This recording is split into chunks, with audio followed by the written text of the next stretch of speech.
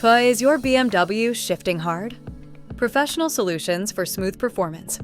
If your BMW is shifting hard or jerking between gears, it's a clear sign something isn't working as it should.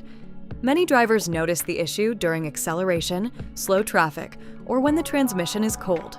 Getting professional help early can prevent major transmission damage and restore smooth BMW performance. Common reasons your BMW shifts. Hard, low, or dirty transmission fluid is one of the most common causes of rough shifting and delayed gear engagement. Worn transmission mounts can create harsh movement that feels like the car is clunking into gear. Faulty sensors, solenoids, or valve body issues can also confuse shifting timing and cause sudden gear changes. Warning signs you should not ignore. You may feel strong jerks when shifting from park to drive or during gear changes while accelerating. Slipping gears, hesitation, or sudden RPM spikes can point to internal transmission or fluid pressure problems. A transmission warning light or check engine light may appear as the system detects shifting irregularities. Professional solutions for smooth shifting.